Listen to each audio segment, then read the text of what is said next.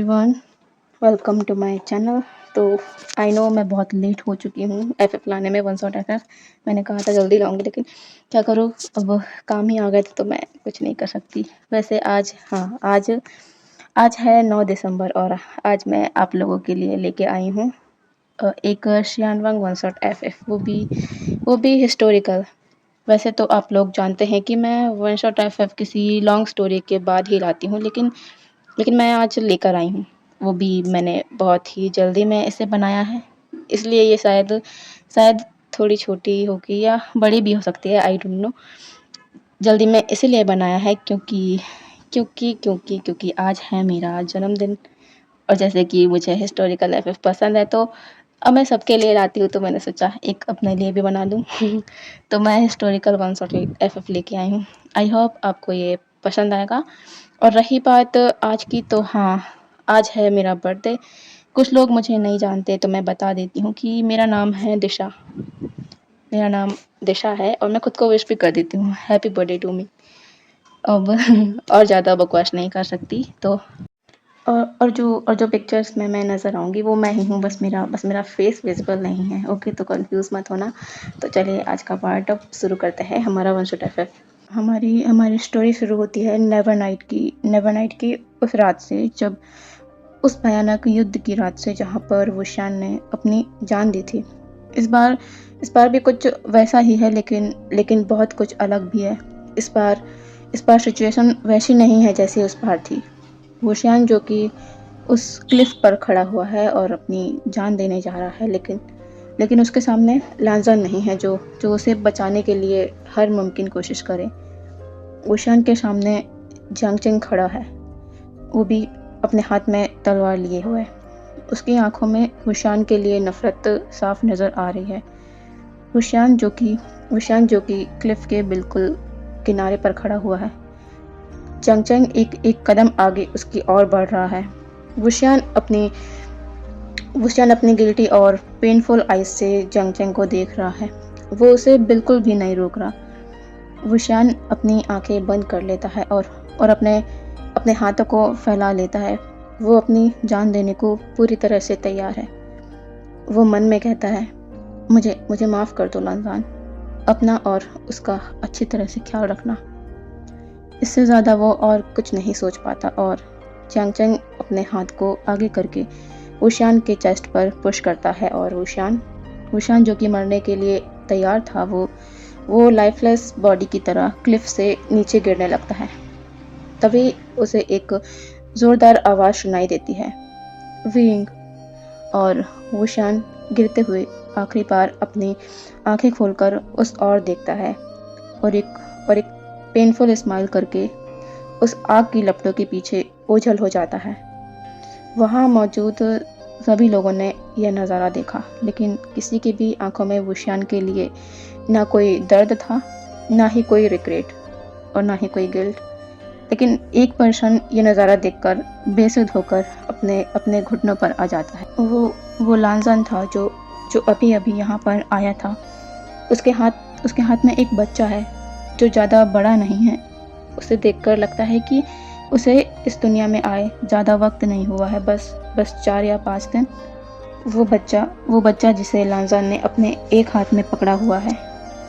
लांजान ने यहाँ आकर जब देखा कि कैसे जियांगचेंग ने वुशियान को नीचे धक्का दिया, तो उसने जोर से विंग का नाम लिया। लेकिन उसने विंग की बस वो स्माइल देखी जिसमें बहुत सारा दर्द था। वहाँ पर सभी लोग मौजूद थे, और सभी ने हांग मिनजुन को वहाँ पर देखा, और उन्हें शौक लगा ये देखकर कि हांग मिनजुन के हाथ में एक बच्चा है। सभी लोग सोच रहे थे कि ये बच्चा किसका है। जब लान सिचन की नज़र अपने भाई पर पड़ती है और वो उसकी हालत को देखते हैं, तो जल्दी से उसके पास आते हैं। वो उसे शेक करते हुए कहते हैं, वांग जी। लेकिन लांजान बस एक तक उसी और देख रहा था जहाँ पर उसका विंग उसकी नज़रों से ओझल हो गया।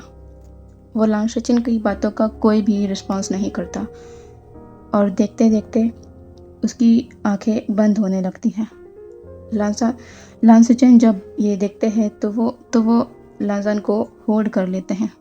लान सिचन की बाहों में ही बेहोश हो जाता है। लांसुचन की नज़र उस बच्चे पर पड़ती है। वो बहुत हद तक वांगजी जैसा दिखता है। वो देखते हैं कि वांगजी की पकड़ उस बच्चे पर ढीली पड़ रही है। वो उस बच्चे को वांगजी से सिक्योरली अपने गोद में ले लेते हैं और एक नज़र उस बच्चे की ओर देखते हैं और फिर वांगजी की ओर। वो समझ चुके थे कि जो भी हुआ है बहुत ही गलत हुआ है। इसके इसके कॉन्सिक्वेंसेस शायद उन्हें और सभी को ज़िंदगी भर भुगतने पड़ सकते हैं। वो अपना सर ऊपर करके क्लिफ की ओर देखते हैं जहाँ पर उनका ओमेगा जियांगचेंग खड़ा हुआ था। वो मन में कहते हैं, तुमने जल्दबाजी में बहुत ही गलत कर दिया चेंग। अब हम यहाँ से देखते हैं एक कॉटेज का सीन जहाँ पर एक लड़का सोया हुआ है। वो बहुत ही डिस्टर्ब लग रहा है। उसका पूरा फेस पसीने से तरबतर है। वो बार बार अपना फेस इधर उधर कर रहा है। शायद वो कोई सपना देख रहा है जो उसे हॉन्ट कर रहा है। अब हम देखते हैं कि वो लड़का ऐसा क्या सपना देख रहा है। वो लड़का अपने सपने में देखता है कि कोई पर्सन एक जगह पर बैठा हुआ है और उसके सामने गुचिन रखी हुई है जिससे वो एक धुन बजा रहा है। वो बच्चा जाकर उस पर्सन के सामने बैठ जाता है। वो पर्सन उस बच्चे की ओर देखता है और धुन को बजाना बंद कर देता है। वो 5 साल का बच्चा कहता है, मम्मा बाबा कहाँ हैं? और आप हमेशा यही धुन क्यों बजाया करते हो? लेकिन उसकी मम्मा कुछ भी नहीं कहती।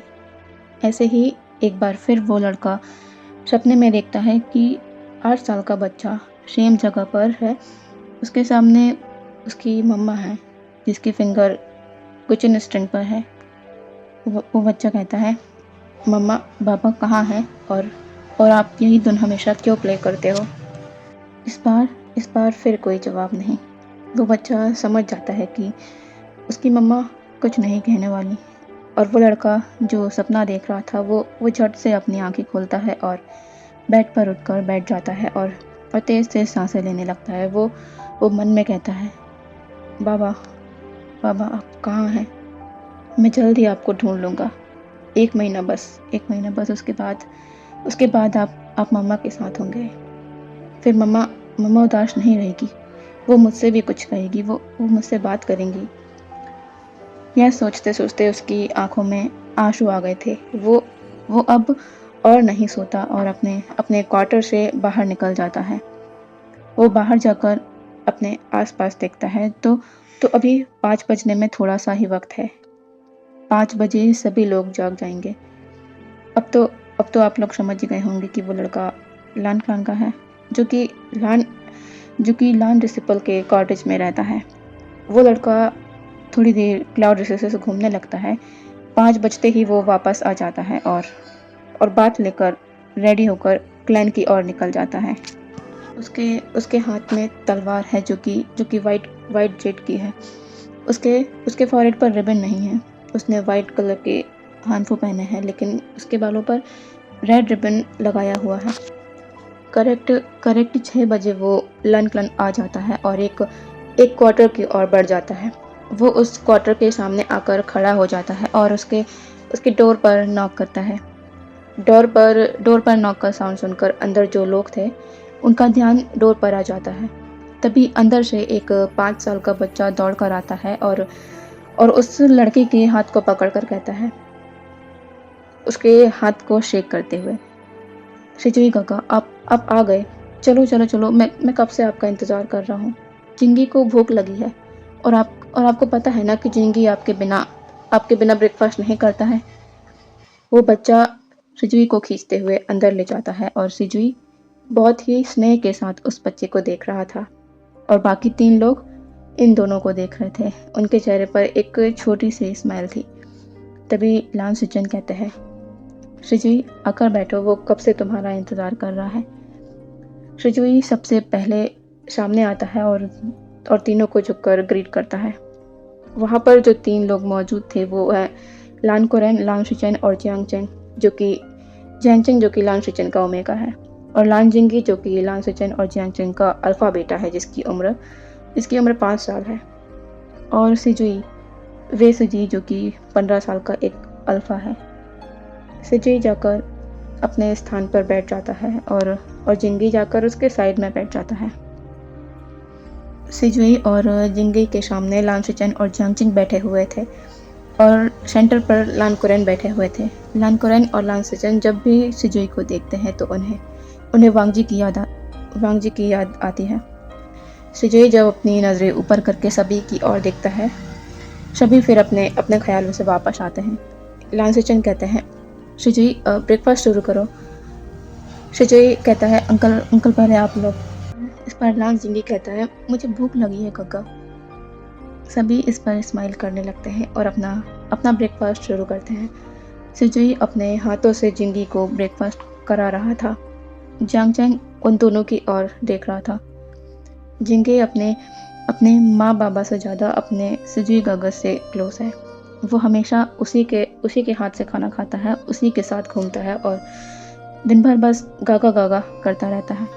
पहले तो वो बहुत रोया भी है सिजुई के साथ सोने के लिए, लेकिन सिजुई वो कभी भी क्लैन में नहीं रहता। वो हमेशा लान क्लैन के छात्रावास में बाकी विद्यार्थियों की तरह रहता है। सभी ने उसे अपने खुद के रूम जो कि लान क्लैन में उसके लिए बनाया गया है वहाँ रहने को कहा, लेकिन उसने वहाँ रहने से इनकार कर दिया। कायदे से वो एक राजकुमार है, लेकिन जब भी कोई उसे राजकुमार कहता है वो उसे अपने आप को राजकुमार कहने से मना कर देता है। वो लान क्लैन में एक डिसिपल की तरह रहता है। वो तो सभी के साथ ब्रेकफास्ट करने के लिए भी अंकल की जिद पर माना है, वरना वो सभी विद्यार्थियों के साथ ब्रेकफास्ट करना चाहता था जैसे कि वो सभी विद्यार्थी करते हैं।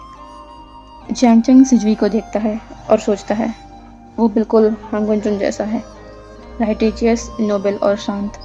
वो ज़्यादा बात करना पसंद नहीं करता और बहुत कम ही मुस्कुराता है। उसने बस जिंगी के साथ उसे मुस्कुराते देखा है। लान सिचन जब जियांगचैंग को खोया हुआ देखते हैं तो धीरे से कहते हैं, जियांगचैंग क्या हुआ है? जियांगचैंग नाव में अपना सर हिलाता है। ऐसे ही उनका ब्रेकफास्ट कंप्लीट हो जाता है। सिजुई जिंगी के साथ सभी को ग्रीट करके अपनी क्लास की ओर निकल जाता है। जिंगी छोटा है लेकिन फिर भी वो सिजुई के साथ उसकी क्लास में जाता है और उसी के साथ बैठता है। जिंगी अपने गागा को हर चीज़ में फॉलो कर रहा है अभी से। सिजुई जो कि क्लास का ब्रिलियंट स्टूडेंट है, वो हर चीज़ में बेस्ट है, चाहे वो शिक्षा हो, युद्ध कला हो या संगीत कला हो।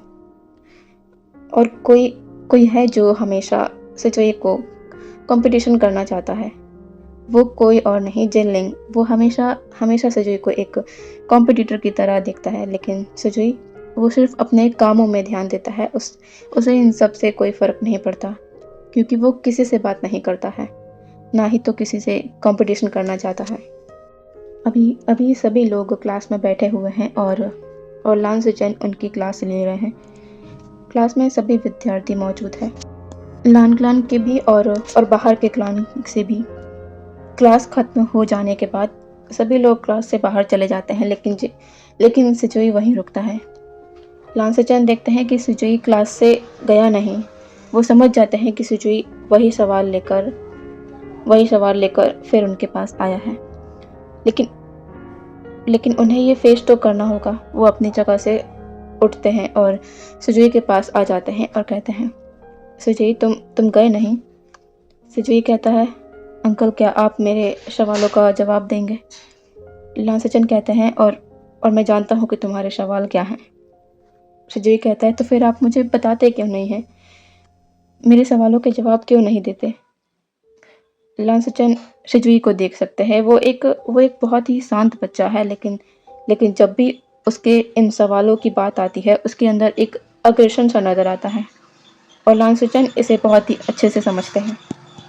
लान सिचन कहते हैं, बस 1 महीने की बात है, उसके बाद मैं तुम्हें सब कुछ बताऊंगा। सिजुई कहता है, लेकिन उसी दिन क्यों? आप क्यों मेरे 16 साल के होने का वेट करते हैं? आप मुझे मेरे जन्मदिन से पहले वो बात क्यों नहीं बता सकते? लान सिचन इसका कारण जानते हैं बहुत ही अच्छी तरह से। इसमें उनका ही तो स्वार्थ था जो उन्होंने अभी तक सिजुई को अपने बाबा के बारे में नहीं बताया। वो सुजय की ओर देखते हैं और कहते हैं, बस कुछ दिन और इंतज़ार कर लो, बस कुछ दिन और, उसके बाद तुम सब कुछ जान जाओगे। लांसचन फिर अपने मन में कहते हैं, पता नहीं सच सच जानने के बाद तुम हमसे बात भी करोगे या नहीं। तब तक हमें तुम अपने साथ रहने दो। सुजुई फिर कुछ नहीं कहता और फिर दोनों वहाँ से चले जाते हैं। लांसचन अपने क्वार्टर में आ जाते हैं और वो अंदर आकर देखते हैं तो जैंग चेंग क्लान से रिलेटेड कुछ वर्क कर रहा था और वो उससे अपनी नज़रों को हटाकर बेड पर जाकर बैठ जाते हैं और जैंग चेंग की ओर बिना देखे कहते हैं, सुजुई ने आज फिर मुझसे वही सवाल किया। यह सुनकर जैंग चेंग के हाथ रुक जाते हैं। वो लांसचन की ओर देखता है और कहता है, तो आपने क्या कहा? लांसचन कहते हैं, 1 महीने बाद मैं उसे सब कुछ बता दूंगा। यह सुनकर जैंग चेंग अपना फेस नीचे कर लेता है और कहता है, क्या आप उसे बाद में नहीं? इतना ही जैंग चेंग कह पाता है और लांसचन बहुत ही ऊंची आवाज़ में कहते हैं, चेंग, और गुस्से से अपनी जगह पर खड़े हो जाते हैं। लांसचन कहते हैं, तुम बहुत ही ज़्यादा सेल्फिश हो। तुम्हारी ही वजह से मैंने सुजुई से ये कहा कि जब तुम 16 साल के हो जाओगे मैं तब तुम्हें अपने फादर के बारे में बताऊंगा।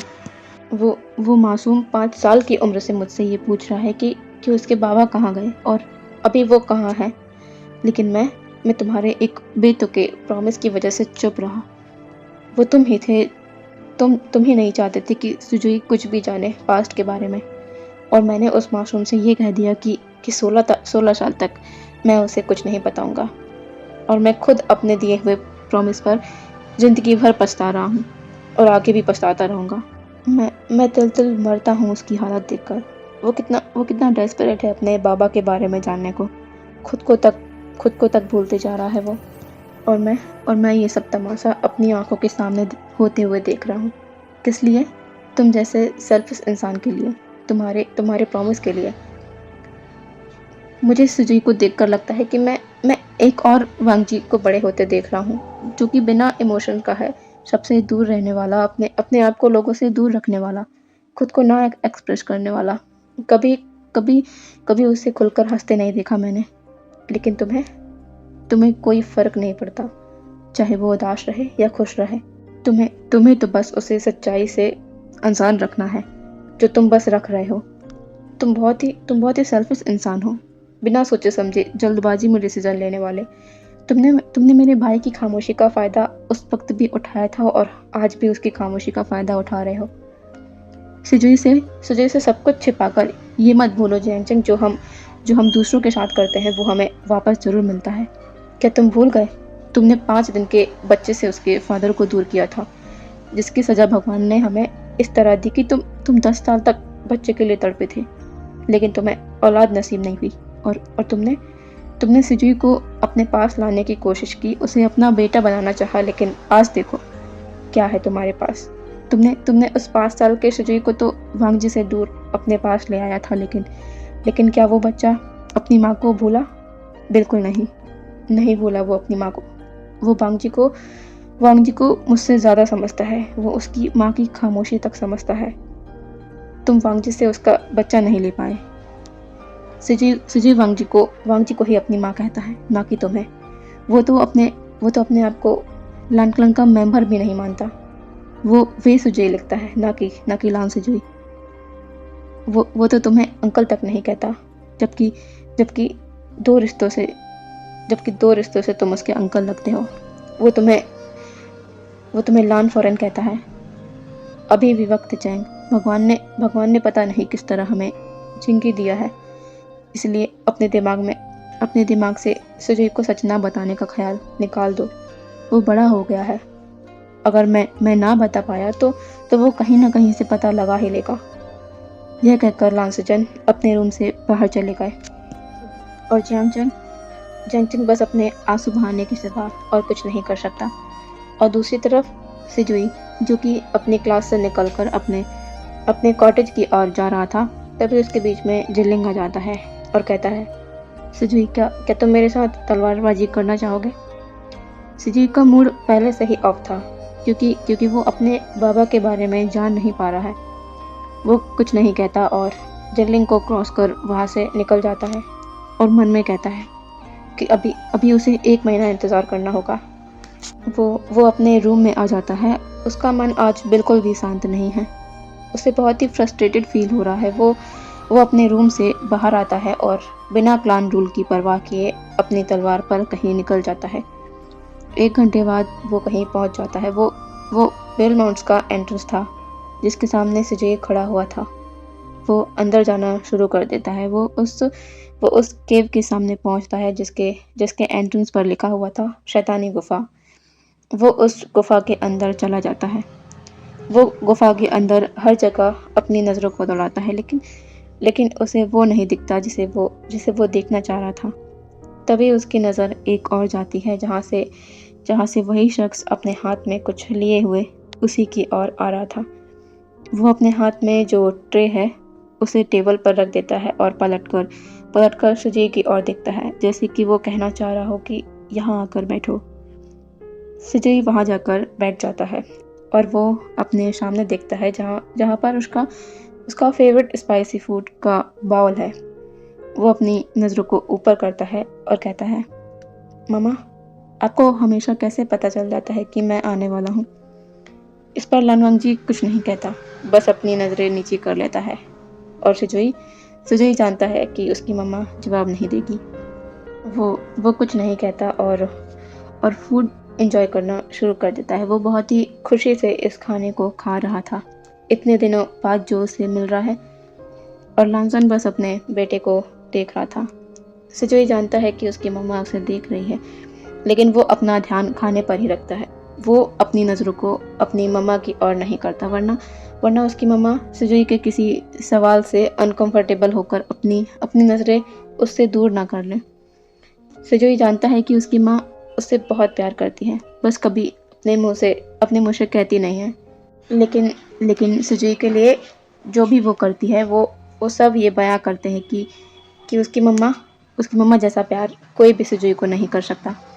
खाने के बाद सुजय वहीं अपनी मम्मा के बेड पर जाकर लेट जाता है और कहता है, मम्मा, मुझे वो धुन सुनना है जो आप हमेशा प्ले करते हो।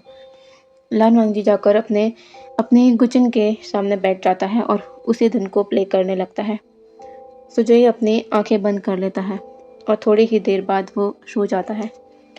सुजय के सो जाने के बाद लानवांगजी अपनी जगह से उठता है और सुजय के पास उसके साइड में आकर बैठ जाता है और अपने बेटे को देखने लगता है और अपने मन में कहता है, हमारा बेटा बहुत बड़ा हो गया है। कुछ दिनों बाद वो 16 साल का हो जाएगा। वक्त कितनी जल्दी गुजर गया। ऐसा लगता है कि अभी तो ये मेरी गोद में था और अब इतना बड़ा हो गया है। लांसान नीचे झुककर उसके फॉरहेड पर किस करता है और अपने हाथ को उसके बालों पर फहराने लगता है। और सुजय जैसे कि अपनी मम्मा के बस यही करने का इंतज़ार कर रहा था, आज उसे चैन की नींद आने वाली है। सुबह होते ही सुजय लानवांगजी को बाय करके वापस लैंडक्लन आ जाता है और जियांगचंग जो कि आज सुजय के ब्रेकफास्ट पर ना आने के कारण उसे बुलाने ही आ रहा था, वो देखता है कि सुजय इसी ओर आ रहा है। वो कहता है, सुजय उस ओर देखता है जहाँ से उसे पुकारा गया है। वो जियांगचंग के पास जाने लगता है और उसे वो करते हुए कहता है, प्रणाम लानफोरेन। जियांगचंग कहता है, सुजय, आज तुम ब्रेकफास्ट पर क्यों नहीं आए? सुजय कहता है, माफ़ कीजिएगा लानफोरेन, मुझे देर हो गई, लेकिन मैंने जिंगी को अपने साथ ले जाकर नाश्ता करा दिया था। अब आपको परेशान होने की ज़रूरत नहीं है, जिंगी ने नाश्ता कर लिया है। जियांगचंग कहता है, मैं जिंगी की बात नहीं कर रहा, मैं तुम्हारी बात कर रहा हूँ। तुम क्यों नाश्ते पर नहीं आए? सुजय कहता है, वो आज मैंने पहले ही नाश्ता कर लिया था। जियांगचंग कहता है, लेकिन नाश्ता का टाइम तो हुआ ही नहीं था, फिर तुमने कैसे? सुजय कहता है, मैंने मम्मा के यहाँ पर नाश्ता कर लिया था। जियांगचंग जब ये सुनता है तो वो कहता है, क्या तुम बेलमाउंट्स गए थे? सुजय कहता है, जी। जियांगचंग आगे कुछ नहीं पूछता और कहता है, ठीक है, तुम अब जाओ। और सुजय जियांगचंग को वो करके वहाँ से चला जाता है। जियांगचंग बस उसे जाते हुए देखते रहता है। अब वक्त बीतने लगता है और वो दिन नज़दीक आने लगता है जिसका जिसका बेसब्री से सुजोई को इंतज़ार था। उसके उसके जन्मदिन का दिन। उसे अपने जन्मदिन के आने की खुशी नहीं है, उसे उसे खुशी है इस दिन के आने की, जब वो सब कुछ जान जाएगा अपने बाबा के बारे में। सिजुई अपने अपने बिस्तर पर बैठा हुआ है और दूसरे दूसरे दिन के बारे में सोच रहा है। कल उसे सब पता चलेगा। वो थोड़ा नर्वस भी है और क्यूरियस भी। वो अपने मन को संभालते हुए आखिरकार सो ही जाता है। दूसरा दिन हो जाता है और सुजुई अपनी धड़कनों को नॉर्मल करते हुए क्लैन की ओर बढ़ जाता है। जब वो अपने ग्रैंडफादर के कक्ष के अंदर जाने वाला होता है, तभी एक डिसिपल उसके पास आता है और कहता है, राजकुमार, आपका मेन हॉल में इंतज़ार हो रहा है। सुजुई उसकी ओर देखता है और कहता है, मैंने आपसे कहा था कि मुझे राजकुमार ना बुलाएं। वो डिसिपल अपना सर नीचे कर लेता है। सुजुई ये सोचते सोचते मेन हॉल की ओर बढ़ जाता है कि ऐसी क्या बात होगी जो सुबह सुबह सभी मेन हॉल में इकट्ठा हुए हैं। वो जब वहाँ पहुँचता है तो गेट पर ही रुक जाता है, क्योंकि वहाँ पर बहुत से लोग उपस्थित थे। सभी क्लैन्स के क्लैन लीडर और उनकी फैमिली। सभी की नज़र डोर पर खड़े सुजुई पर आ जाती है और एक इंसान की नज़र सुजुई पर पड़ते ही उसकी आंखों में आंसू आ जाते हैं। वो अपना चेहरा नीचे कर लेती है। तभी जियांगचेंग अपनी जगह से उठता है और सुजुई के पास आने लगता है। वो सुजुई के पास आकर उसका हाथ पकड़कर उसे अंदर लाने लगता है। वो सुजुई को एक स्थान पर बैठा देता है और जाकर लान सिचन के पास खड़ा हो जाता है, जो कि सेक्ट लीडर के सिंहासन पर बैठे हुए थे। लेकिन शॉकिंग बात सुजुई के लिए यह थी कि उसके अंकल और ग्रैंडफादर के फेस में कन्फ्यूजन साफ झलक रहा था, जैसे कि उन्हें पता ही नहीं है कि यहाँ पर हो क्या रहा है। और सच बात तो यही है कि उन दोनों को ही नहीं पता कि यहाँ हो क्या रहा है। जब वो लोग सुबह अपने अपने क्वार्टर से निकले तो उन्हें पता चला कि सभी सेक्ट के लोग एक एक करके यहाँ पर आ रहे हैं। जब उन दोनों ने एक दूसरे से पूछा कि यहाँ हो क्या रहा है, तो दोनों को ही नहीं पता कि यहाँ पर क्या हो रहा है। तभी उन्हें जियांगचेंग ने बस यही कहा कि सभा में उपस्थित रहिए, वो कुछ कहना चाहता है। और वो लोग यहाँ पर आ गए, लेकिन लान सिचन को डर लग रहा है कि जियांगचेंग कुछ गलत ना करे। सभी लोग बस इंतज़ार कर रहे थे कि यहाँ क्या होने वाला है। सिजुई अपनी नज़रें इधर उधर करता है तो उसकी नज़र एक पर्सन से टकराती है और वो इन्हें बहुत अच्छे से जानता है। और वो लेडी भी सिजुई को ही बहुत इमोशन के साथ देख रही थी। वो सिजुई की आंट यानली है। सिजुई उन्हें देखकर अपना सर नीचे करता है, जैसे कि वो उन्हें ग्रीट कर रहा हो। यानली जैसे देखकर बस नोट करती है। तभी जियांगचेंग अपनी जगह से खड़ा होता है और सभी का अटेंशन अपनी ओर करते हुए कहता है, आप सभी मेरे निमंत्रण पर यहाँ आए, मुझे बहुत ही अच्छा लगा। आज बहुत ही बड़ा दिन है, दो कारणों से। एक तो आज हमारे राजकुमार सिजुई का जन्मदिन है और इसी मौके पर मैं एक अनाउंसमेंट करना चाहता हूँ। जैसे ही सिजुई ने अपना नाम लैन सुजुई सुना, उसने अपना सर ऊपर करके जियांगचेंग की ओर देखा और लान सिचन को लग गया था कि जियांगचेंग कुछ गलत करने वाला है। और लान कुरेन बस अपना सर शेक करते हैं। उनकी उम्र नहीं रही इतनी कि वो किसी को रोके उनके फैसले लेने से, जैसा आज जियांगचेंग कर रहा है। किसी को पता ही नहीं है कि जियांगचेंग क्या करने वाला था। जियांगचेंग आगे कहता है, आज सिजुई के जन्मदिन पर मैं ये डिक्लेयर करता हूँ कि लान सेक्ट का अगला सेक्ट लीडर लान सुजुई होगा। सभी लोग जब ये सुनते हैं तो खुशी से ताली बजाने लगते हैं। यानली भी इससे बहुत खुश होती है, क्योंकि लोग जानते हैं कि लान वांगजी का बेटा है लान सुजुई, तो इसमें कुछ भी गलत नहीं है कि वो सेक्ट लीडर बने।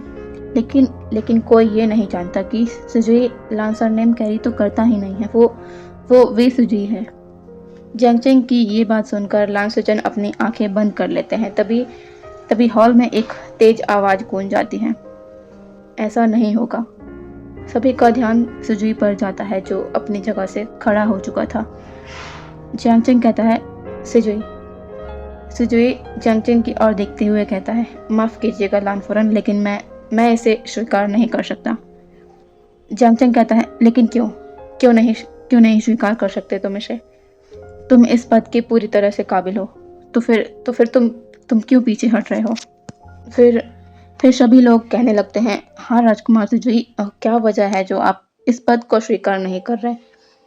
सुजोई कहता है, मैं किसी भी काम को करने से पीछे नहीं हट रहा हूँ। मेरी माँ का क्लैन था ये, मैं हर हाल में हर मुसीबत से इसे प्रोटेक्ट करूँगा, लेकिन सेक्ट लीडर के पद पर बैठकर नहीं। ये पद हमेशा लान जिंगी का ही रहेगा, और कायदे से बड़े राजकुमार के बेटे के नाते ये पद हमेशा लान जिंगी का ही था। मैं इसे स्वीकार नहीं कर सकता। मैं यहाँ लान क्लान पर सिर्फ अपनी शिक्षा के लिए आया था, और कुछ ही दिनों के बाद मैं यहाँ से वापस चला जाऊँगा, क्योंकि इन सब से बढ़कर मुझे मेरी माँ का ख्याल रखना है, और मेरे लिए मेरी माँ के आगे कुछ भी नहीं है। और दूसरी बात, मेरे फादर वे वुशियान थे, तो मैं उनका बेटा हूँ। इसी वजह से मैं एक वे हूँ, वे सिजोई हूँ मैं, ना कि लान। तो इस पद पर तो मेरा हक बनता ही नहीं है। क्या मैं गलत कह रहा हूँ? इस पर सभी शांत हो जाते हैं, क्योंकि बात तो पूरी तरह सही है। सभी अपने अल्फा फादर के ही राज्य का सेक्ट लीडर बन सकते हैं। उस हिसाब से सिर्फ लान जिंगी ही इसका हकदार है। जियांगचंग को ये सब बातें बिल्कुल पसंद नहीं आती। वो कहता है, सिजुई, विभूषण अब इस दुनिया में नहीं है, तो तुम सिर्फ हांगमंजुन के ही बेटे हो, और वो एक लान है, तो तुम भी एक लान ही हुए। जो इंसान इस दुनिया में नहीं, उसका नाम रखने की क्या ज़रूरत है? वैसे भी वे सरनेम का कोई भी इस कल्टिवेशन वर्ल्ड में नहीं है, तो तुम्हें भी अपने नाम के बारे में इतना सोचने की ज़रूरत नहीं है। ये सब सुनकर सुजोई अपनी आंखों को टाइटली बंद कर लेता है। वो अपने गुस्से को कंट्रोल करने की बहुत कोशिश कर रहा है, लेकिन वो उससे कंट्रोल हो ही नहीं रहा है। वो गुस्से में कुछ गलत ना कर दे, इसलिए वो लान सेचेन की ओर देखता है और उसे बो करते हुए कहता है, सेक्ट लीडर, मुझे जाना होगा। मेरी माँ मेरा इंतज़ार कर रही होगी। मैं उन्हें परेशान नहीं करना चाहता। यह कहकर वो जाने को मुड़ जाता है। वो लान सेचेन के रिस्पॉन्स का वेट भी नहीं करता। वो आज के दिन बहुत खुश था। इस दिन का बेसब्री से इंतज़ार कर रहा था। वो यहाँ क्या सोचकर आया था कि वो अपने फादर के बारे में जानेगा, लेकिन यहाँ तो कुछ और ही हुआ। वो हॉल रूम से बाहर जाने ही वाला होता है, लेकिन पूरे हॉल में एक आवाज़ गूंज जाती है, सिजुई, आज तुम्हारा जन्मदिन है, क्या तुम अपने बाबा के बारे में नहीं जानना चाहते? यह सुनकर सुजुई के कदम वहीं रुक जाते हैं। वो पीछे पलटकर अपने अंकल लान सेचेन को देखता है, जिनकी ये आवाज़ थी, और सभी लोग भी वहीं देखते हैं। जियांगचंग जोर से कहता है, शिजान। लान सेचेन अपने गुस्से भरी नज़रों से जियांगचंग को देखते हैं और कहते हैं, आज तुम कुछ नहीं बोलोगे? और अभी क्या करने जा रहे थे तुम? क्या तुम इस सेक्ट के सेक्ट लीडर हो, जो इस सेक्ट के सारे डिसीजन तुम लोगे? जियांगचंग कहता है, शिजान, तो मैंने कुछ गलत कहा? क्या आप नहीं चाहते कि सिजुई इस सेक्ट का सेक्ट लीडर बने? लान सेचेन एक मॉकिंग स्माइल करते हैं और जियांगचंग की बातों को इग्नोर करके सुजुई के पास जाने लगते हैं। वो सुजुई के पास आकर कहते हैं, तुम्हें तुम्हारे जन्मदिन की बहुत सारी बधाई हो, और मैं आज तुम्हें वो तोहफा दूंगा जिसके लिए तुम इतने सालों से तड़प रहे थे। मैंने तुमसे वादा किया था कि 16 साल का होने पर तुम्हें मैं बताऊंगा कि तुम्हारे फादर कौन थे, और आज यहाँ पर सभी के सामने मैं तुम्हें बताऊंगा कि तुम्हारे फादर कौन थे और कैसे थे। सभी लोग लान सेचेन की बातों को सुन रहे थे। लान सेचेन कहना शुरू करते हैं, ये तो तुम जानते ही हो कि तुम्हारे फादर विभूषण जैंग क्लैन के हेड डिसिपल और पूर्व कुल प्रमुख जैंग फैमिली के एडॉप्टिव सन थे। सिजुई हाँ में अपना सर हिलाता है। लान सेचेन कहते हैं, मुझे पता है, इसके अलावा तुम अपने फादर के बारे में कुछ भी नहीं जानते हो। उनका वो साइड नहीं जानते जिससे पूरा कल्टीवेशन वर्ल्ड बस उनके नाम से ही थर थर कांपा करता था। सुजुई कंफ्यूज दिख रहा था। लान सेचेन ये समझ जाते हैं और कहते हैं, क्या तुम विलिंग पैट्रियार्क के बारे में जानते हो? क्या तुमने उनके बारे में पढ़ा है? सिजुई बड़ी बड़ी आंखों से अपने अंकल की ओर देखता है। लान सेचेन कहते हैं, हाँ, हाँ, वही एलिंग पैट्रियार्क जो जो तुम सोच रहे हो, जिसने वैन रोहान और उसकी 5000 वॉकिंग कॉप्स को अपनी डेमोनिक पावर से हराया था। तुम्हें पता है वो एलिंग पैट्रियार्क कौन था? सिजुई नाम में अपना सर हिलाता है। लांसेचन कहते हैं, वो कोई और नहीं, तुम्हारे फादर वीवुशियान थे। सिजुई सिजुई ये सुनकर शॉक हो जाता है और कहता है, क्या क्या क्या मेरे फादर ही एलिंग पैट्रियार्क थे, जो कि एक डेमोनिक कल्टिवेटर थी। तो फिर मम्मा ने लान क्लान से होने के बाद भी उनसे शादी और प्यार कैसे किया? यह सुनकर शेचैन कहते हैं, तुम्हारे फादर पहले एक डेमोनिक कल्टिवेटर नहीं थे, लेकिन उन्हें डेमोनिक कल्टिवेशन करना पड़ा, मजबूरी से या फिर ज़रूरत से। सिजुई कहता है, लेकिन ऐसा क्यों? ऐसा क्या हुआ था कि उन्हें डेमोनिक कल्टिवेशन चुनना पड़ा? लांसेचन अब सिजुई को बताना शुरू करते हैं। वांगजी और वुशियान पहली बार तब मिले थे जब सभी क्लैन के राजकुमार वुशु शिक्षा लेने आए थे। वांगजी एक इंट्रोवर्ट पर्सन था। वो किसी से ज़्यादा बातें नहीं करता था, ना ही हंसता था। वो हमेशा अकेले रहना पसंद करता था। लेकिन इसके उलट वीवुशियान वो एक आज़ाद पंछी की तरह था, जो दिल खोलकर अपनी ज़िंदगी जीता था। उसे हर छोटी छोटी चीज़ें खुशी दिया करती थी, और सबसे ज़्यादा मज़ा उसे वांगजी को तंग करने में आता था। वो दिन भर उसके पीछे लगा रहता था। लाजन, ये देखो, लाजन यहाँ चलो, लाजन मुझे ये लान क्लान का बेस्वाद खाना पसंद नहीं, लाजन मुझे आज शराब पीने का मन है। बस इसी तरह नॉनस्टॉप बोलते बोलते उसके पीछे पीछे चलता रहता था। हर बार कोई ना कोई गलती करता और अंकल उसे रूल्स कॉपी करने की पनिशमेंट देते, जिसे ऑब्जर्व वांगजी किया करता, ताकि वांगजी के साथ रहकर वो थोड़ा सिंसियर बने। लेकिन वुशियान एक फ्री सोल है, उसे रूल्स रेगुलेशन में कैद नहीं किया जा सकता। वो पनिशमेंट लेते वक्त भी उसे टीज करता था। कभी उसकी पिक्चर्स ड्रॉ करता था, तो कभी उसकी बुक्स को इरोटिक बुक से चेंज कर दिया करता था। वो बहुत शरारती तो था, लेकिन साथ में बहुत ही ब्रिलियंट और जीनियस था। हर चीज़ में आगे बेस्ट कल्टिवेटर था।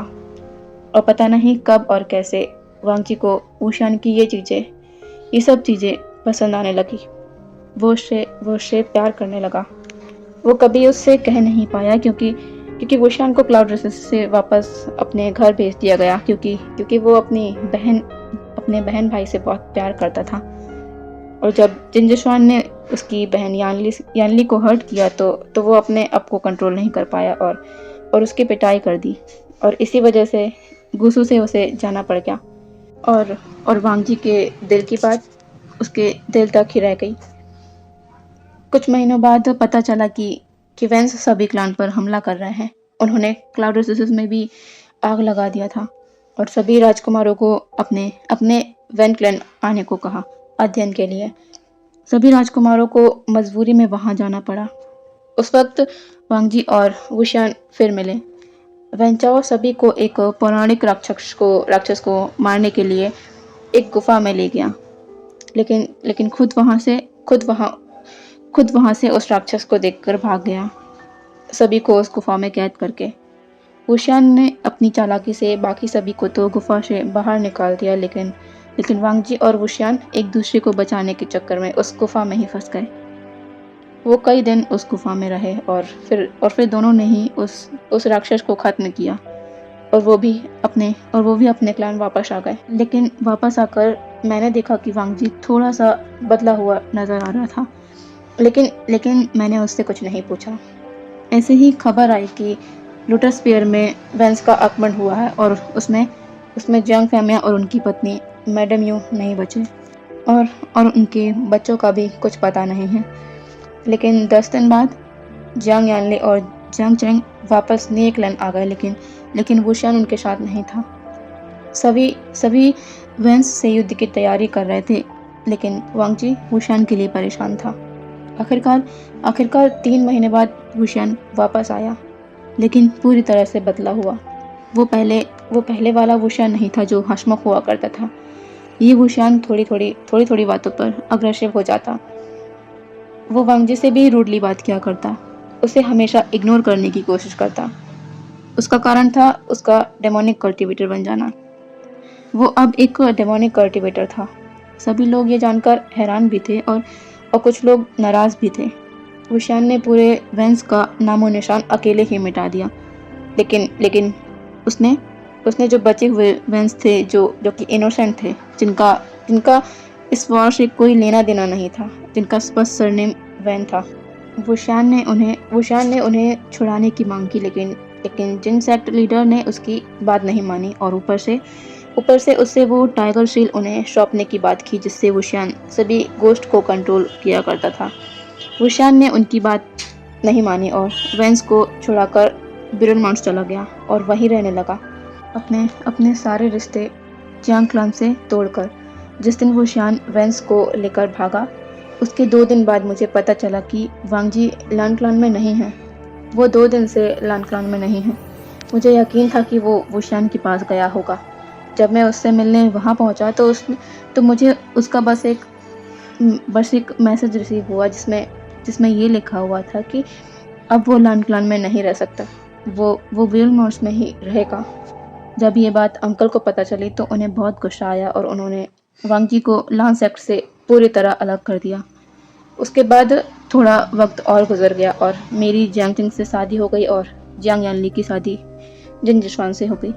जब कुछ दिन बाद पता चला कि जिन सेक्ट का हायर आने वाला है, तो इसी मौके पर मेंग्याओ, जो कि जिन सेक्ट का नाजायज बेटा है, जिसे मैं अपना अच्छा दोस्त माना करता था, उसने ये प्रस्ताव दिया कि वुशियान को इस खुशी के मौके पर यहाँ बुलाया जाए और उससे बातों बातों में वो टाइगर शील्ड हासिल कर लेंगे। हम सभी ने मेंग्याओ की बातें मान ली, लेकिन जब जिन सेक्ट में हम वुशियान का इंतज़ार कर रहे थे, तब ये खबर आई कि जिन जिसवान और जिन जिसुन अब नहीं रहे, जिन्हें वुशियान के खास आदमी, जिसे वुशियान ने जिंदा कर दिया था, गोस्ट जनरल वेनिंग ने खत्म कर दिया है।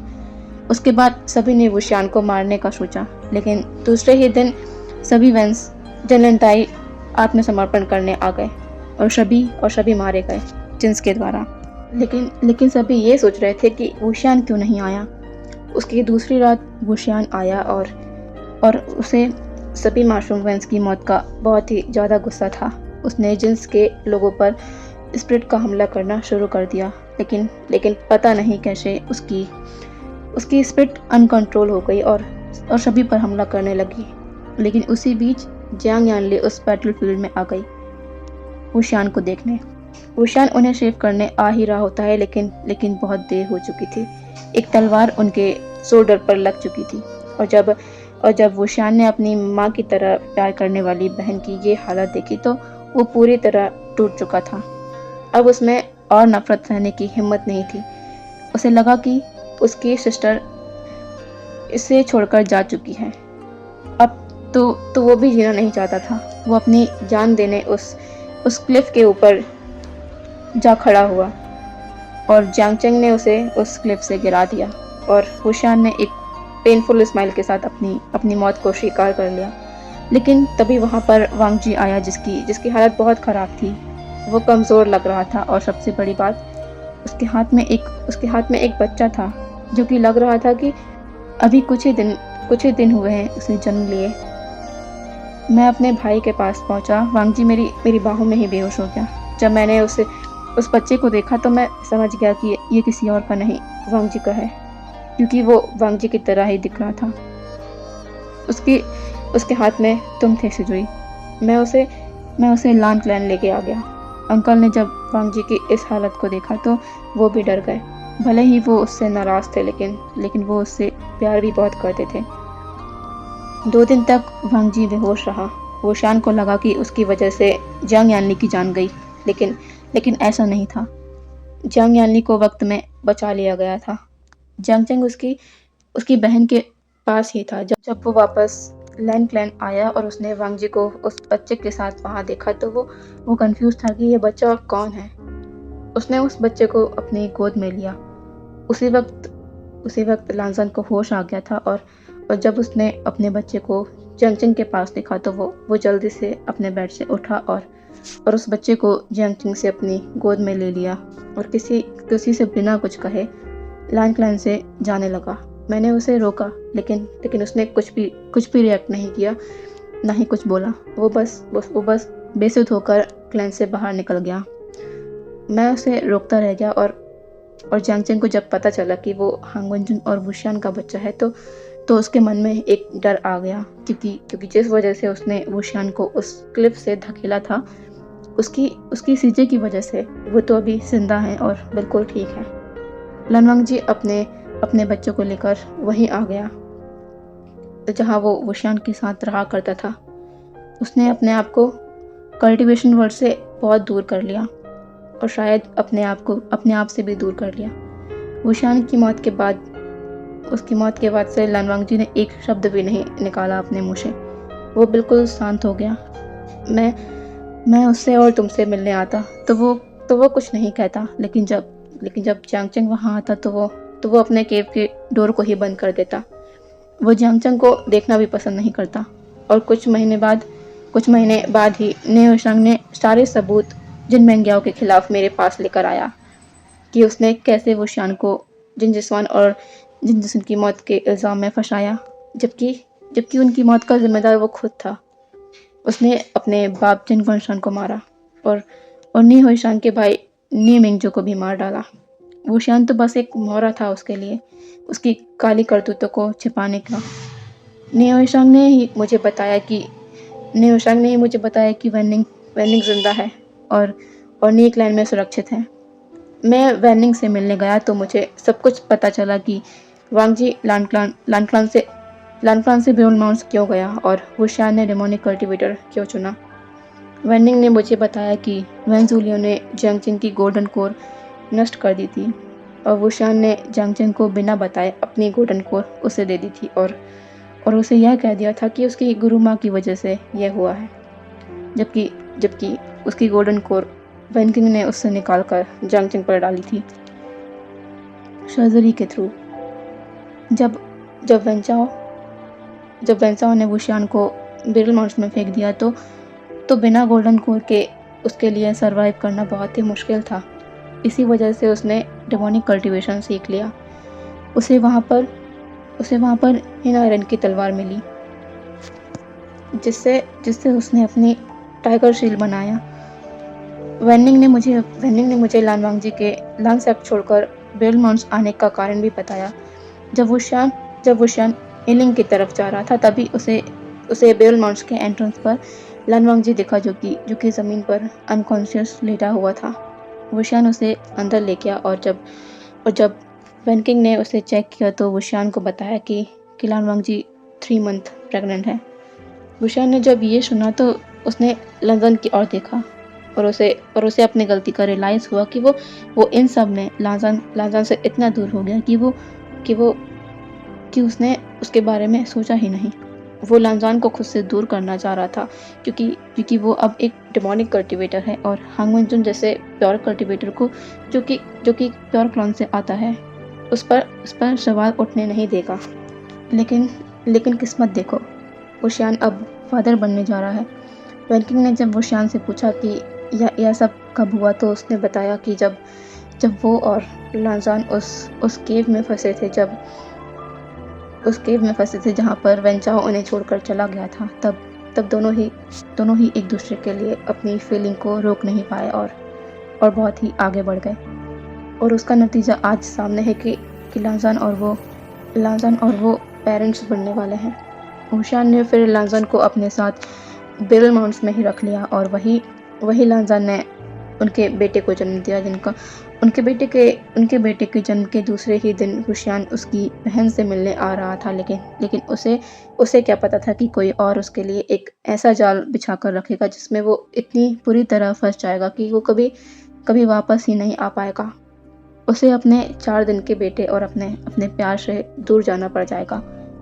लान सुचैन सिजुई की ओर देखते हैं और कहते हैं, ये था तुम्हारे फादर का पास्ट, जो एक प्योर सोल सभी के लिए अच्छा करने का सोचा, लेकिन बदले में उसे क्या मिला? बस लोगों की नफरत। लोग तुम्हारे फादर को कोई अच्छे से समझता था तो और उसके इंटेंशंस को अच्छे से समझता था तो वो सिर्फ वांगजी था, वरना उसे तो उसके अपनों ने ही ठुकरा दिया। यह कहकर लान सुचेन जियांग चेंग की ओर देखते हैं और जियांग चेंग वो जिस बात से अनजान था कि उसकी गोल्डन कोर के राज से ये जानकर अपने घुटनों पर आ जाता है कि वुशान ने उसे अपनी गोल्डन कोर दी है। आज उसे पता चला कि उसने बिना सोचे क्या कर दिया है और यानली तो अपने आप को संभाल ही नहीं पाई। वो गिरने वाली थी लेकिन जिनलिंग ने उसे पकड़ लिया और सिजुई बुद्ध बनकर अपनी जगह पर खड़ा था। उसे नहीं पता था कि उसके बाबा और मम्मा का पास्ट इतना दर्दनाक था। उन्हें कभी अपनी ज़िंदगी में एक दूसरे के साथ खुशी से जीने का मौका नहीं मिला और उसके बाबा उनका अंत कैसा हुआ। डेस्टिनी इतनी क्रूअल कैसे हो सकती है। वो बेसुध होकर अपने कदमों को पीछे ले लेता है और वहाँ से चला जाता है। सभी लोगों ने अपने लालच के लिए उसके बाबा का इस्तेमाल किया, एक हंसते मुस्कुराते इंसान को डेविल बना दिया। वो लान क्लान से बिरल माउंट्स के लिए निकल जाता है। लान सुचेन उसे नहीं रोकते, उन्हें पता है उसे अभी किसकी ज़रूरत है। लान सुचेन एक नज़र जियांग चेंग को देखते हैं और वहाँ से चले जाते हैं, उसे ऐसे ही अपने गिल्ट में छोड़कर। और जितने भी जूनियर थे जो सिजुई से चिढ़ते थे उसके रूड और कोल्ड होने की वजह से, वो जब सिजुई के माँ बाबा की कहानी सुनते हैं तो उन्हें रिग्रेट होता है अपनी सिजुई के प्रति जो सोच उन्होंने रखी थी उस पर। और जिनलिंग वो बस कुछ जानकर कुछ सोच ही नहीं पा रहा था। उनके घर के लोगों के लालच ने कितने मासूमों की बलि ले ली, अपने खुद के फादर की भी। सिजुई बिलमॉन्स आकर किव की ओर बढ़ जाता है। वो अपनी मम्मा को देखता है और बिना कुछ कहे तेजी से जाकर लान वांगजी को हक कर लेता है और जोर जोर से रोने लगता है। लान वांगजी जानता है कि सिजुई ऐसा क्यों कर रहा है, क्योंकि उसे पता है आज कौन सा दिन है। वो सब कुछ जान गया है। लान वांगजी उसकी बैक को रब करता है। सिजुई बहुत देर तक रोता है। लानजान उसे रोने देता है। थोड़ी देर बाद लान वांगजी इन 16 सालों में पहली बार कुछ कहता है। लान वांगजी कहता है सिजुई, और सिजुई पहली बार अपनी मम्मा की आवाज़ को सुनता है, वो भी अपना नाम लेते हुए। वो कहता है, मम्मा आपने मेरा नाम लिया, फिर से मेरा नाम लो ना। लान वांगजी कहता है सिजुई और भी ज़्यादा रोने लगता है। लान वांगजी उसे कहता है, सिजुई क्या तुम अपने बाबा के बारे में सब कुछ जान गए। सिजुई उसे हक करते हुए रोते हुए कहता है, मम्मा ऐसा क्यों हुआ बाबा के साथ। वो तो सबका अच्छा सोचते थे, लेकिन उनके साथ ऐसा क्यों हुआ। लान वांगजी कुछ नहीं कहता, बस उसका हाथ पकड़कर बेड पर उसे ले आता है और उसे लेटाकर उसका सर अपनी गोद में रख लेता है और उसके बालों को सहलाते हुए कहता है, सो जाओ। सिजुई अपनी आंखें बंद कर लेता है। वो बहुत थक चुका है, उसे आराम की ज़रूरत है। सिजुई को देखते हुए लान वांगजी मन में कहता है, विंग तुम कहाँ हो। हमारे बेटे को हमारी ज़रूरत है। बहुत वक्त हो गया है विंग, अब वापस आ जाओ। मुझे और मत तड़पाओ। हमारा बेटा रो रहा है, वो तुम्हारे लिए रो रहा है। विंग कहाँ हो तुम। लान वांगजी को आज भी लगता है कि विंग जिंदा है, क्योंकि जब 2 दिन बाद वो वुशान को नीचे पहाड़ी पर देखने गया तो वहाँ पर वुशान नहीं था और किसी को भी वुशान की बॉडी नहीं मिली थी। लाजान का दिल कहता है कि विंग जिंदा है।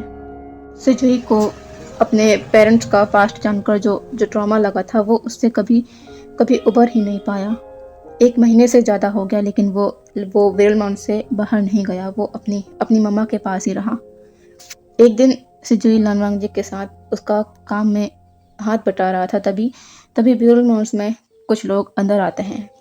वो लान सुचेन और उनके डिसिपल जो कि सिजुई के साथ विद्यार्थी हुआ करते थे, वो सभी थे।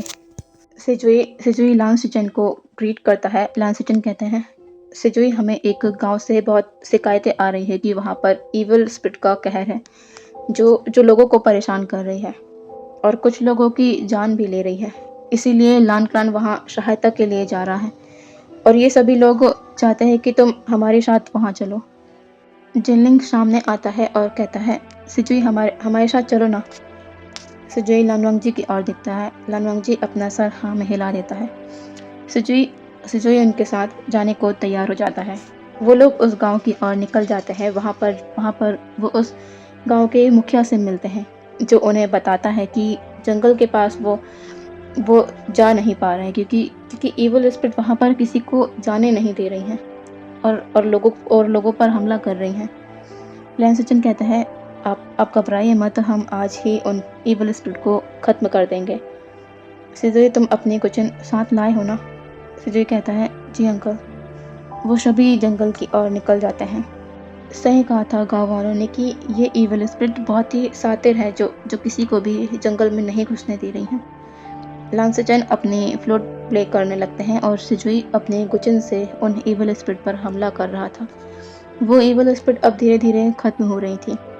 लांसचन एक आखिरी नोट प्ले करते हैं ताकि कोई इविल स्पिरिट रह गई हो तो वो भी खत्म हो जाए। गांव वाले इससे बहुत खुश होते हैं कि अब कोई भी इविल स्पिरिट उनके गांव में नहीं आएगी और ना ही है। गांव के मुखिया और उनकी बेटी सभी गांव वालों के साथ लांसचन के पास आते हैं और लांसचन को झुककर बो करते हुए शुक्रिया कहते हैं। लांसचन कहते हैं, इसकी ज़रूरत नहीं है। जब भी आपको हमारी मदद की ज़रूरत होगी आप हमें बता सकते हैं। सभी जी सेक्ट लीडर कहते हैं। लांसचन अब अपने डिसिपल की ओर देखते हैं और कहते हैं, अब हमें भी चलना चाहिए। सभी गांव से बाहर जाने लगते हैं, लेकिन तभी सिजुई को एक धुन सुनाई देती है और उसके पैर अपनी जगह पर थम जाते हैं। बाकी सभी चल ही रहे थे। ऐसा नहीं था कि उन्हें उस धुन की आवाज़ नहीं आ रही थी। उन्हें भी वो धुन सुनाई दे रही थी, लेकिन उन्हें लगा कि कोई बजाता होगा। लेकिन सिजुई बिल्कुल फ्रीज हो गया अपनी जगह पर। ये एक फ्लूट की आवाज़ है।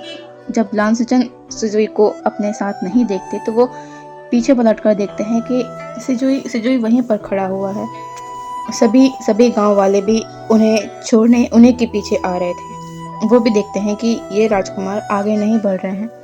लांसचन जल्दी से सिजुई के पास आते हैं और सभी डिसिपल भी। लांसचन सिजुई के शोल्डर पर अपने हैंड रखते हुए कहते हैं, सिजुई क्या हुआ, तुम रुक क्यों गए? सिजुई कोई भी जवाब नहीं देता और अचानक से गांव के अंदर दौड़कर जाने लगता है। लांसचन ये देखकर डर जाते हैं कि सिजुई को क्या हुआ, और सभी भी यही सोच रहे थे। सभी डिसिपल भी सिजुई के पीछे भागने लगते हैं। सिजुई उसी धुन को सुनकर उसी के पीछे दौड़े जा रहा था। वो साउंड अब करीब लगने लगा था। सिजुई देखता है कि गांव के आखिरी घर से यह फ्लूट का साउंड आ रहा है। वो उसी ओर जाने लगता है और सब लोग उसके पीछे आ रहे होते हैं। गांव वाले ये देखकर हैरान थे कि ये लड़का उस घर की ओर क्यों जा रहा है। उस घर के थोड़ी पास आकर सिजुई रुक जाता है और अपने धीमे कदमों से घर के पीछे जाने लगता है, जहाँ से ये साउंड आ रहा था। सभी लोग भी वहां आ जाते हैं सिजुई के पीछे। उस घर के बैक साइड जाने लगते हैं। सिजुई के कदम एक जगह आकर रुक जाते हैं। लांसचन जल्दी से सिजुई के पास आते हैं। सिजुई अपनी कांपती हुई आवाज में कहता है, बाबा। और वो पर्सन जो ये फ्लूट प्ले कर रहा था, जो कि एक बड़े से पत्थर पर बैठा था, जिसकी बैक सभी को दिख रही थी, वो अपना फ्लूट प्ले करना बंद कर देता है और अपनी जगह से खड़ा होकर पीछे मुड़कर देखता है। लांसचन जब उस पर्सन को देखते हैं तो वो पूरी तरह से शॉक हो जाते हैं। सिजुई उस पर्सन को देखता है, क्या यह मेरे बाबा है? वो एक बार अपने अंकल की ओर देखता है, जो कि शॉकिंगली उस शख्स को देख रहे थे। वो लांसचन के एक्सप्रेशन को देखकर ही समझ गया कि वो जो सोच रहा है वो सही है। ये उसके बाबा हैं, क्योंकि ये धुन तो सिर्फ उसकी मम्मा बजाया करती थी और उसकी मम्मा कभी बाहर नहीं गई, तो ये धुन कोई और अनजाना कैसे बजा सकता है? और उसके अंकल ने कहा था कि उसके फादर फ्लूट प्ले किया करते थे, तो ये मेरे बाबा हैं। वो फिर कहता है, बाबा। लेकिन सामने वाला पर्सन, उसके चेहरे पर कोई भी एक्सप्रेशन नहीं थे। वो पर्सन अपने कदमों को आगे बढ़ाता है और उन सबको क्रॉस करके बेसुध की तरह वहाँ से निकल जाता है। लांसेचन जब अब सिजुई की ओर देखते हैं, लांसेचन कहते हैं, सिजुई ये तो सिजुई कहते हैं, ये मेरे पापा है ना? लांसेचन हाँ में सर हिलाता है।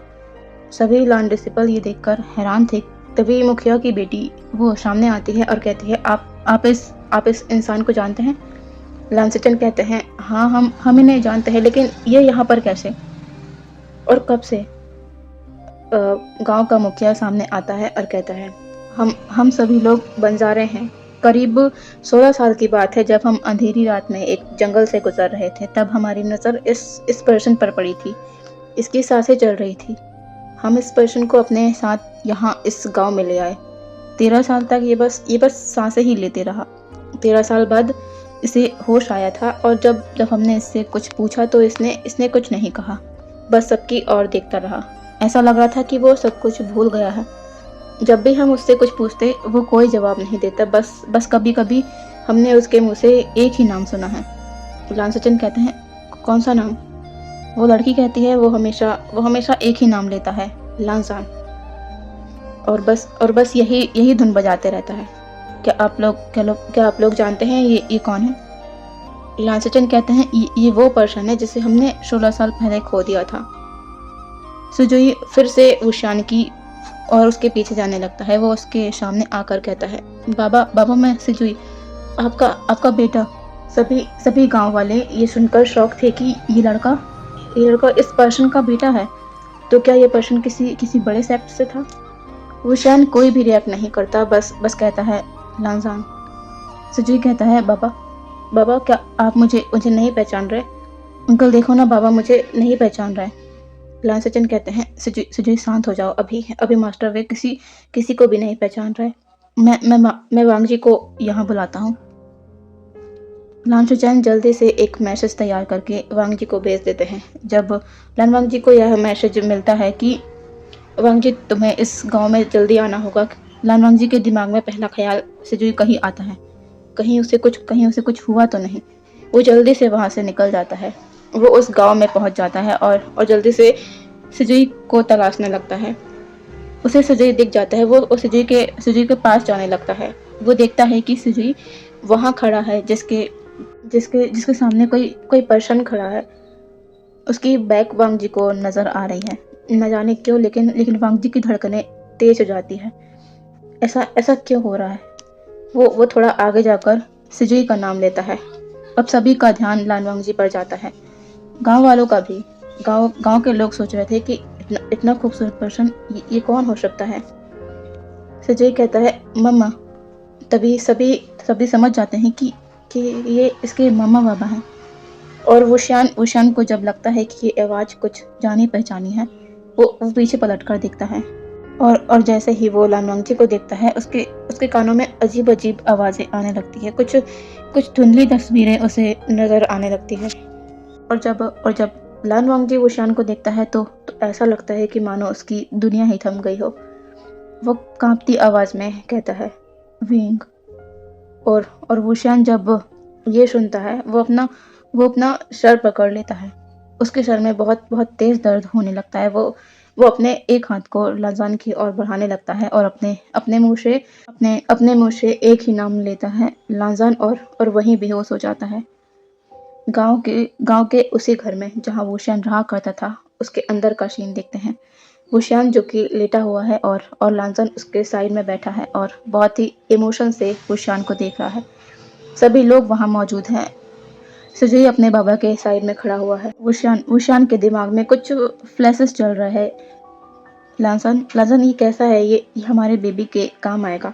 वो जब आ जाएगा तो मैं मेरे बनाए इसी पालने में उसे सुलाया करूँगा। और सामने लांजान जो कि स्माइल कर रहा है, वुशियान की खुशी को देख रहा है। दूसरे सीन में वुशियान क्लिफ पर खड़ा है और थोड़ी देर बाद वो क्लिफ से गिरते हुए लांजान को देखता है, जो कि अपने हाथ में उनके 4 दिन के बेबी को लेकर उसका नाम ले रहा है। वुशियान बहुत ही तेज लांजान का नाम लेता है और बेड पर उठकर बैठ जाता है और गहरी सांसें लेने लगता है। लांजान जल्दी से वुशियान के सामने आता है और उसका फेस पकड़ते हुए कहता है, विंग मैं यहाँ हूँ, तुम्हारे पास। वुशान अपनी नज़रों को लांजान की ओर करता है और एकदम से उसे उसे अपनी बाहों में भर लेता है। लांजान, लांजान, तुम मेरे सामने हो। क्या वो सपना था? मैं खाई से गिर रहा था और तुम हमारे बेबी को लेकर खड़े थे। क्या वो मेरा सपना था? लांजान, क्योंकि मैं ज़िंदा हूँ और तुम मेरे सामने हो। वुशान फिर इधर-उधर देखता है और कहता है, और हमारा बेबी वो कहाँ है? मैंने उसे अच्छे से नहीं देखा। उसे मेरे पास लाओ ना लांजान, मुझे उसे खिलाना है। और लांजान का दिल वुशान की इन सब बातों को सुनकर बहुत ही बुरी तरह से दुख रहा था। मतलब वेइंग को 16 साल पहले का बस याद है। उसे उसके बाद का कुछ भी याद नहीं। लांजान की आंखों से आंसू बह जाते हैं और सिजुई उसके बाबा की इस हालत को देखकर खुद को रोने से नहीं रोक पाता। उसके बाबा उसके बारे में पूछ रहे हैं। 16 साल पहले जब वो 4 दिन का था। अभी तो वो बहुत बड़ा हो गया है। क्या उसके बाबा उसे पहचानेंगे? या उसके बाबा उसे वैसा प्यार कर पाएंगे? वुशान लांजान को खुद से दूर करता है। वो लांजान की आंखों में आंसू को देखता है तो वो पूछता है कि लांजान, तुम रो रहे हो? लेकिन क्या क्या हुआ है? तुम रो क्यों रहे हो लांजान? लांजान वुशान से कहता है, वेन, जो मैं तुम्हें बताऊंगा, क्या तुम उस पर विश्वास करोगे? वुशान कहता है, लांजान कैसी बातें कर रहे हो? मुझे तुम्हारी हर बात पर विश्वास है। लांजान कहता है, तो फिर मेरी बातों को ध्यान से सुनो। थोड़ी देर बाद लांजान की सारी बातों को सुनकर वुशान की आंखों में आंसू आ जाते हैं। वो बस एक ही शब्द कहता है, कहाँ है वो? लांजान एक और देखता है। वुशान भी उसकी नज़रों को फॉलो करता है। वो अपने सामने 16 साल के लड़के को देखता है जो और लेकिन सबसे बड़ी बात यह थी कि ये लड़का बिल्कुल लांजान की तरह दिख रहा है। मतलब ये मेरा बेटा है। ये लांजान और मेरा बेटा है। ये सोचकर उसका मन भावुक हो जाता है। वो अपनी जगह से खड़ा होता है और सिजुई की ओर बढ़ने लगता है। वो उसके पास जाकर उसके सामने खड़ा हो जाता है और सिजुई को ऊपर से नीचे तक देखते हुए उसके शोल्डर पर हाथ रखता है और कहता है, मेरा बेटा। वो लांजान की ओर देखता है और कहता है, लांजान, हमारा बेटा। ये बिल्कुल तुम्हारी तरह है लांजान। वुशान कहता है, सिजुई, क्या तुम मुझे जानते हो? मैं तुम्हारा। वुशान इससे ज़्यादा कुछ नहीं कह पाया क्योंकि सिजुई उसके गले लग गया था और ज़ोर से रोने लगा था और कहता है, बाबा, आप कहाँ थे? मैंने आपको बहुत मिस किया। आप मुझे और मम्मा को छोड़कर क्यों चले गए थे? वुशान की आंखों से आंसू बहने लगते हैं। वो कहता है, मुझे माफ़ कर दो। मुझे माफ़ कर दो सुजी। अब मैं तुम्हें और तुम्हारी मम्मा को छोड़कर कहीं नहीं जाऊँगा। लांजान अपनी छोटी सी इस फैमिली को देखकर बहुत खुश था। अब हम देखते हैं बियर माउंट्स केव का सीन। वुशान और लांजान बेड के कॉर्नर के साइड पर बैठे हुए हैं और बेड पर सुजी सोया हुआ है। लांजान वुशान की ओर देखता है और कहता है, विंग, क्या सोच रहे हो तुम? वुशान कहता है, लांजान, हमारा बेटा कितना बड़ा हो गया है। लांजान बस एक स्माइल करता है। वुशान और लांजान सुजी को सुलाकर केव के बाहर आ जाते हैं और एक जगह पर जाकर बैठ जाते हैं। लांजान ने अपना हेड वुशान के चेस्ट पर रखा हुआ था और सिजुई खिड़की से ये सब देख रहा था। वो अपने मम्मा बाबा को वापस साथ देखकर बहुत खुश है। वो वापस बेड पर जाकर लेट जाता है। वुशान देखता है कि लांजान बहुत शांत है। वुशान कहता है, लांजान, क्या हुआ? लांजान कुछ नहीं कहता। वुशान लांजान का फेस अपने चेस्ट से ऊपर करके देखता है तो लांजान रो रहा है। वुशान इससे डर जाता है। वो कहता है, लांजान, क्या हुआ? तुम रो क्यों रहे हो लांजान? लांजान वुशान के चेस्ट में अपना फेस रब करते हुए कहता है, मैंने तुम्हें बहुत याद किया। तुम्हारे बिना एक पल जीना कितना मुश्किल था वुशान। अब प्लीज़ बाकी ज़िंदगी मेरे साथ हमेशा रहना। मुझे छोड़कर मत जाना। हम सभी दूर रहेंगे, तुम, मैं और हमारा बेटा सिजुई। मैं किसी और को नहीं चाहता हमारी ज़िंदगी में। मैं तुम्हें दोबारा नहीं खोना चाहता। वुशान लांजान की इस तड़प को बहुत अच्छे से समझ रहा था। वो लांजान को और बोलने नहीं देता और झुककर उसके लिप्स पर किस करने लगता है। लाजन पूरी तरह से वुशान की गोद में आ जाता है और डेस्परेटली उसे उसे किस करने लगता है। वो बहुत ही तरसा है वुशान के इस प्यार के लिए। वुशान लाजन को गोद में उठाता है और उसे लेकर एक रूम के अंदर चला जाता है। वो उसे आज ये पूरी तरह से महसूस कराएगा कि वो अब उसे छोड़कर कभी नहीं जाएगा। वो इतना प्यार करेगा उसे कि वो शालू की तरफ को भुला देगा। वुशान और लाजान दोनों ही नेकेड एक दूसरे के बाहों में एक दूसरे को प्यार करने में एंडोर्स हो जाते हैं। तो इसी के साथ ये वन शॉट एफएफ यहीं पर ख़त्म होता है। आई नो मैं आज बहुत ही ज़्यादा इर्रिस्पॉन्सिबल हो गई। मैंने सुबह का कहा था और शाम को शेयर कर रही हूँ। आज के लिए रियली सॉरी, मैंने बहुत ही ज़्यादा वेट करा दिया आपको। तो प्लीज़ माइंड मत करना, ओके। और स्टोरी पसंद आई तो लाइक करना और चैनल को सब्सक्राइब ज़रूर कर लेना, ओके। फिर मिलते हैं नेक्स्ट वन शॉट एफएफ में और मुझे बताइएगा कि ये एफएफ आपको पसंद आया कि नहीं, ओके। Bye bye.